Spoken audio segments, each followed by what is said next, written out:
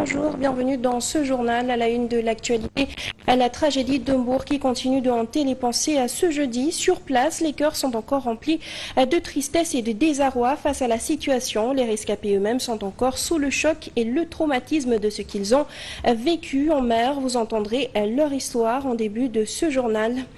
Et puis, dissolution ou non de l'Assemblée nationale, c'est la grande question qui taraude ce 12 septembre à quelques heures du discours à la nation du chef de l'État qui très certainement édifiera sur le sujet, surtout que la tenue de la déclaration de politique générale annoncée dépend de cette question. En attendant, certains voient en cette dissolution de lourdes conséquences à tous les niveaux pour le pays. C'est le cas de Charles-Émile Six, de la coalition Diomaye président, lui qui appelle plutôt au dialogue.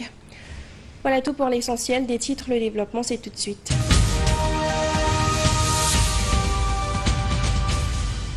La tragédie d'Hombourg, donc, pour commencer, nous avons rencontré quelques-uns des rescapés du chavirement survenu dimanche dernier. Le traumatisme et le choc sont encore bien présents. Ils sont revenus sur le déroulement des événements. Moussa Mané et Fally Diop pour le reportage. Leur détermination dépasse même les croyances. Ces deux jeunes gens sont des rescapés de cette pirogue qui avait à bord plus de 80 personnes, des hommes et des femmes. Ici, ils reviennent sur ce qui s'est réellement passé. Je fais partie des premiers à monter à bord. J'ai trouvé des gens sur place, mais c'était les propriétaires de la pirogue. La pirogue avait commencé à prendre de l'eau et tout de suite, ceux qui ne savaient pas nager ont commencé à avoir peur. C'est quand on a embarqué vers 15 heures, nous étions prêts, mais à un moment donné, la pirogue était lourde à cause de l'eau. C'est à 15 heures qu'ils ont pris départ au quartier Tefes d'Hombourg. Tout se passait bien jusqu'au moment où la pirogue a commencé à prendre de l'eau, disent-ils, toujours sous le choc. En prenant la pirogue, ils ne s'attendaient pas à une telle situation. Ils ont été surpris par la tournure des événements, font-ils savoir. J'avais vraiment de l'espoir quand on a embarqué, tout y était.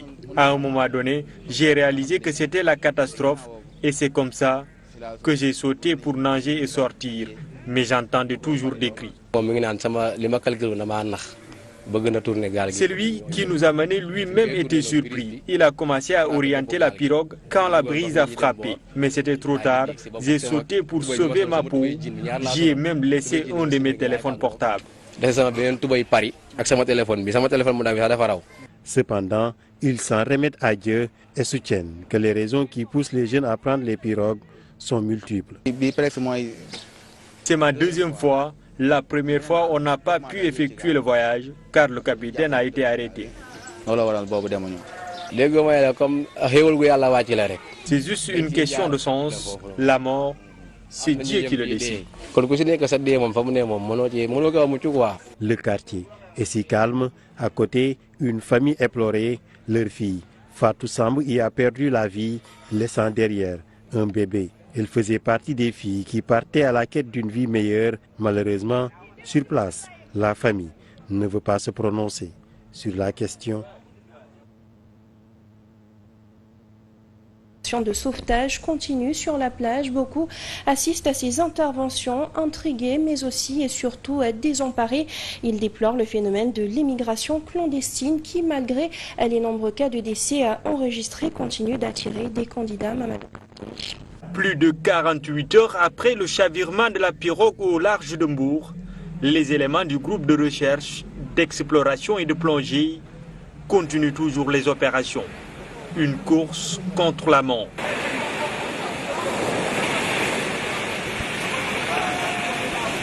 Une opération périlleuse, mais après 3 jours, 40 victimes ont été retrouvées, dont 37 corps sans vie et 3 survivants sur plus de 80 migrants embarqués à bord. La nation est en deuil et la situation est particulièrement insoutenable.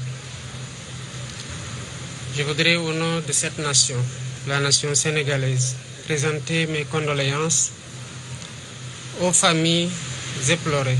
La pirogue de fortune avait quitté la plage du quartier Tefes d'Hombourg pour se rendre en Europe, mais à seulement quelques kilomètres des côtes, le drame se produit. Les pirogues embarquent de partout sur la côte. Elles quittent souvent dans les autres villes pour venir embarquer les migrants ici. Et malheureusement, beaucoup de ces jeunes y trouvent la mort. Un drame de plus dans cette zone dont les départs sont assez récurrents. Depuis un mois, une autre pirogue en partance vers l'Europe a disparu des radars.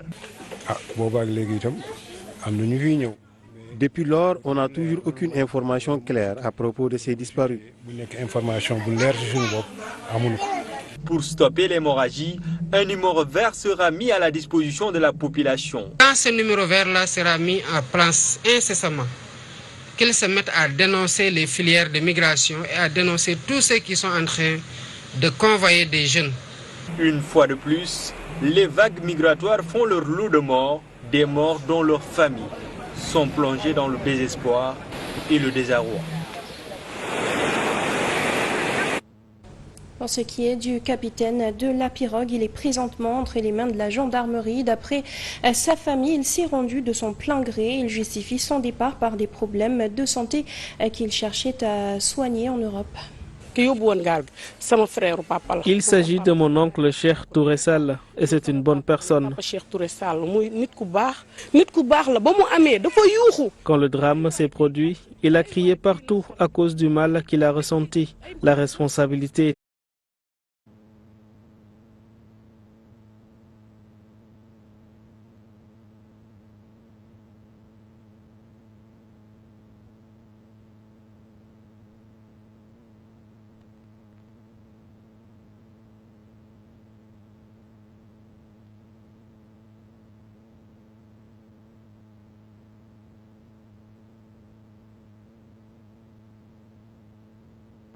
La traque sans répit contre ces vendeurs d'illusions, ces vendeurs de la mort, va s'intensifier dès à présent. Il y a quelques jours de cela, la semaine passée pour le dire, s'est clôturée une opération appelée Djoko, qui était conjointement menée pendant plus d'1 mois par la gendarmerie, la police et même l'armée qui est entrée dans la danse et qui a valu la mise en échec d'un projet migratoire des jeunes à hauteur de 690 jeunes qui ont été appréhendés au moment de leur départ. C'est pour dire que le gouvernement est en train de combattre le phénomène et pour dire aussi que le gouvernement continuera à traquer ces vendeurs d'illusions, ces marchands de la mort à leur dernier retranchement. Et puis Eliman Khan de l'ex-Africa lui aussi a exprimé son choc face à la situation. Il demande notamment à l'État du Sénégal de décréter l'état d'urgence, mais également un deuil national d'1 semaine. Pour lui, ce sont des mesures qui pourraient sensibiliser et conscientiser davantage les populations. Il appelle également à une initiative nationale. De réaction hargneuse de la part du gouvernement et ça également à déplorer. Au vu du bilan, il y a urgence et nécessité d'en faire une priorité.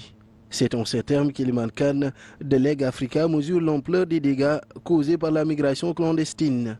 Des naufrages, des disparus, le tableau se noircit davantage, surtout avec ce qui se passe du côté de Mbour et qui continue à voir la plage rejeter ses fils. Toutes ces agitations-là politiques autour de l'Assemblée nationale, de l'équilibre des pouvoirs, devraient être concentrées aujourd'hui en réponse à ce problème qui est crucial parce que concerne tout simplement la population active de ce pays, la population jeune qui doit construire ce pays. Au-delà du rôle ô combien important que l'hémicycle pourrait jouer, des plans d'action concrets doivent suivre. Au cœur des projets futurs, la jeunesse du pays. Que le gouvernement s'adresse au peuple sénégalais et tous les ministères concernés qui ont des projets qui peuvent contribuer à la prise en charge des préoccupations des jeunes. Que les responsables des programmes comme Khayundawi se mettent devant pour expliquer qu'est-ce qu'on fait de tous ces milliards annoncés en réponse aux problèmes des jeunes. Et également réunir ces jeunes-là. Il faut les réunir partout au Sénégal dans des espaces ouverts pour les écouter et définir avec eux des pistes de solutions rapides qui peuvent les sédentariser. Eliman Khan lance donc une initiative nationale pour contrer l'hécatombe. Un deuil national d'une semaine, l'état d'urgence en sont les premiers jalons. Et la situation interpelle aussi les religieux. L'Union des oulémas mandingues du Sénégal déplore le phénomène.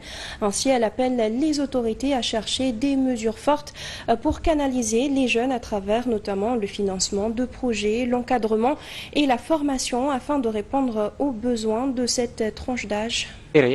Parce que ces jeunes, ce qu'ils aillent chercher en Europe, donc nous, on peut le réaliser ici, en restant ici, en travaillant, en forçant vraiment... que ça soit une réalité, parce que c'est un rêve.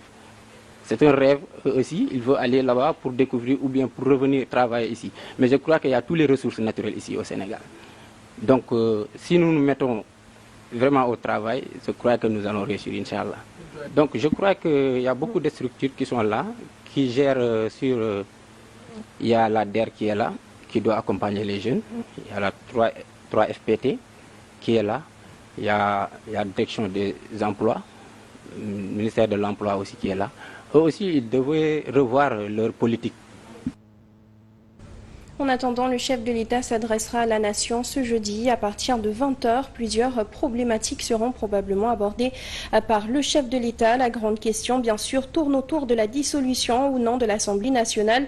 Aujourd'hui, étant donné que la déclaration de politique générale du Premier ministre annoncée pour demain est suspendue à cette question, a rappelé que l'Assemblée nationale a également donné son feu vert mercredi. Dans un courrier adressé au chef de l'État, le président de la Chambre des députés affirme ne pas avoir d'objection à une dissolution à partir de ce jeudi.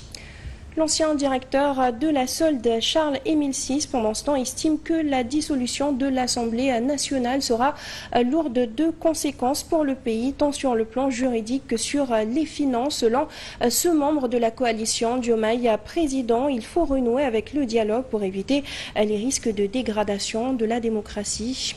Alors que le compte à rebours pour la dissolution de l'Assemblée nationale a sonné, Charles-Émile Abdou Cissé estime que cette dissolution comporte un risque majeur pour les finances publiques. Pour l'ancien directeur de la Solde et membre de la coalition Diomaye président, même si sur le plan politique, elle permettrait à la majorité d'asseoir sa mainmise sur l'Assemblée nationale. Elle comporte cependant pas mal de conséquences juridiques et budgétaires regrettables pour le pays. D'abord sur le temps exigible pour l'organisation des élections législatives, c'est-à-dire au minimum 3 mois comportant les étapes suivantes. Prise du décret portant convocation du corps électoral, organisation du parrainage, déroulement de la campagne, tenue du scrutin et publication des résultats. Par conséquent, au regard du caractère incompressible des délais, la nouvelle Assemblée ne peut être installée avant fin janvier 2025 selon lui. Or, l'examen du budget 2025 devrait intervenir à partir du 15 octobre, jour de l'ouverture de la seconde session ordinaire de l'année, consacrée presque exclusivement à l'examen du projet de loi de finances de l'année. Ensuite, en cas de dissolution, Charles-Émile Abdou Cissé fait savoir que toutes ces opérations budgétaires présentes ou à venir, budget 2024, budget 2025, ne seraient pas légalement couvertes et le Sénégal plongerait dans une obscurité budgétaire inédite, puisque l'exécutif, en vertu du principe constitutionnel de la séparation des pouvoirs, ne peut s'autoriser à percevoir des impôts et à dépenser. Compte tenu de tous ces risques, l'ex-directeur de la Solde pense qu'il faut renouer les fils du dialogue qui avait permis de contribuer à la tenue du scrutin avant la fin du mandat du président sortant.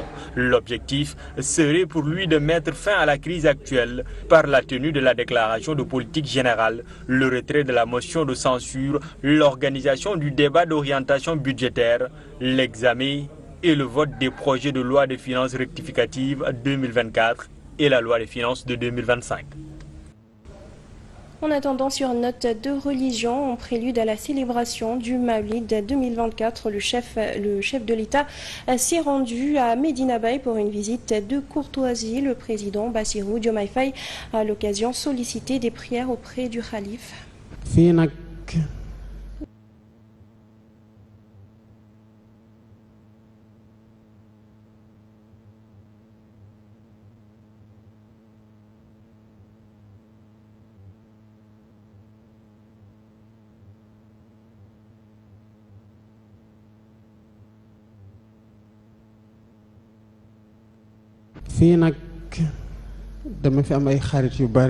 J'ai beaucoup d'amis à Kaolack, des sympathisants qui sont des disciples de Cheikh Ibrahima Niass. Ces derniers savent que Baye Niass est un modèle pour moi parce qu'il a beaucoup apporté à la Faïda. Il l'a fait au Sénégal et partout en Afrique. Et ça, c'est un patriotisme d'un côté.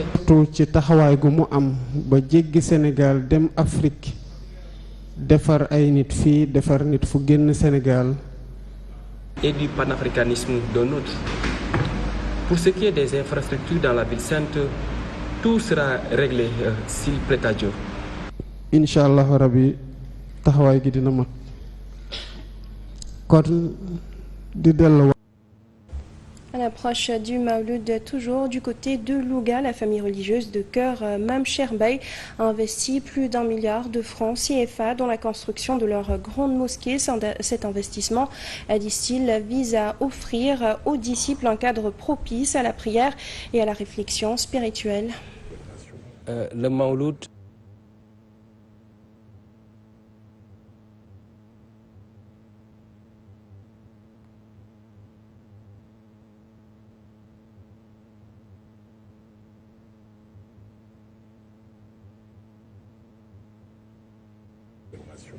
Le Mawlud a une importance capitale ici dans le Ndiambour parce que le fondateur de cette famille, Mame Cheikh Mbaye, avait donné une importance primordiale à la célébration de la nuit de naissance du prophète. Cette année, dans l'enceinte de la mosquée, il y aura des séries de conférences sur la vie du prophète, sur la vie de Mame Cheikh, sur les qualités humaines qu'un individu, qu'un musulman doit incarner pour parfaire son comportement afin de trouver le salut ici-bas et l'au-delà. Des conférences qui animent des conférences sur la vie et l'œuvre du prophète Mohammed sallallahu alayhi wa sallam, tout en respectant aussi l'actualité, tout en conformant les thèmes avec l'actualité. Vous savez que le pays traverse des crises de valeurs, des crises, on peut dire spirituelles ou métaphysiques, et les enseignements du prophète sont toujours d'actualité, doivent être toujours réadaptés à notre actualité, à notre environnement, à notre réalité socio-culturelle. Et sur ce, place tout de suite à la revue de presse. Bonjour. La traque des réseaux de l'immigration clandestine annoncée par le chef de l'État après le drame survenu à Mbour est à la une de beaucoup de quotidiens. Diomaye promet l'enfer aux passeurs, écrit l'AS. Le président de la République était à Mbour pour présenter les condoléances de la nation suite au naufrage d'une pirogue de migrants ayant causé plus de 40 morts et autant de disparus à la plage de Tamalodj où les corps ont été débarqués. Bassirou Diomaye Faye a promis la traque des convoyeurs jusqu'à leur dernier retranchement par les forces de l'ordre, écrit la publication. Diomaye lance la traque, renchérie enquête qui ajoute que l'État s'engage à intensifier les opérations contre les réseaux de migration clandestine. D'ailleurs, des opérations conjointes de la police, de la gendarmerie et de l'armée sont en cours. Un numéro vert est mis en place pour encourager les populations à dénoncer les convoyeurs, explique enquête. D'ailleurs, c'est ce qui fait écrire la tribune Loyolé comme solution. Et dans le même journal, le Forum du justiciable estime qu'il est grand temps que des assises nationales sur l'immigration clandestine soient organisées. Le Soleil informe aussi que le chef de l'État a invité les familles à mettre moins de pression sur les jeunes. Diomaye, à l'épreuve de la réalité, fait remarquer Walf Quotidien. Selon le journal, le nouveau régime pris par les urgences est attendu sur des actes forts pour endiguer les départs massifs de jeunes à la migration, un phénomène qui décime des milliers de personnes chaque année depuis 2005.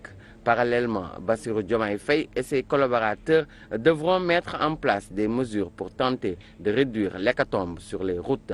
À Mbour, Bës Bi Le Jour rapporte que le chef de l'État fait un clin d'œil aux jeunes. Soyez patients, le problème ne se résoudra pas du jour au lendemain. Bës Bi Le Jour rapporte aussi que le maire de Mbour, Cheikh Issa Sall, a réagi par rapport à son frère qui est par ailleurs le convoyeur de cette pirogue qui a chaviré dimanche. Je ne comprends pas pourquoi il a voulu voyager avec ses enfants et 12 de nos neveux, se désole-t-il. Présent aussi à Mbour, Bougane Gueye Dany charge Sonko et Diomaye. C'est Vox Populi qui rapporte ses propos. Selon le leader de Gëm Sa Bopp, les nouvelles autorités préfèrent la gatsa-gasta institutionnelle aux réponses consensuelles à la tragédie qui décime la jeunesse. Les journaux nous plongent aussi dans l'attente de la déclaration de politique générale du Premier ministre Ousmane Sonko prévue demain 13 septembre et le doute aussi qui plane sur la dissolution de l'Assemblée nationale. Sud Quotidien signale que l'Assemblée nationale retient son souffle. Sud explique que le président de la République, Bassirou Diomaye Diakhar Faye, peut désormais procéder à la dissolution de la 14e législature et convoquer des élections législatives anticipées, comme le lui suggèrent certains membres de sa coalition politique. Pour le quotidien, le président maintient le pays dans l'incertitude. La dissolution de l'Assemblée nationale, qui est sur toutes les lèvres, sera-t-elle entérinée aujourd'hui par le régime en place? On ne saurait donner la réponse que seul le régime en place détient. Celui-ci, sur la base de la Constitution, dispose de ce droit après 2 ans d'exercice de cette 14e législature.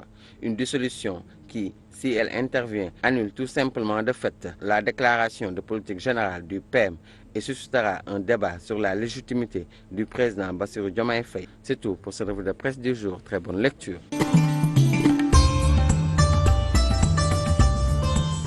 Et c'est la fin de ce journal. Merci à vous de l'avoir suivi. Comme toujours, à 14h, vous avez le Wolof. Merci, bonne suite de programme sur la 7 TV.